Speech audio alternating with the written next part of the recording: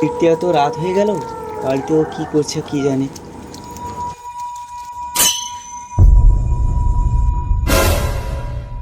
কি অবস্থা তোমার হাতে পায়ে?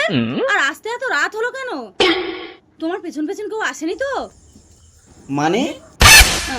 না না কিছু না, যাও তুমি হাত পা ধুয়ে এসো।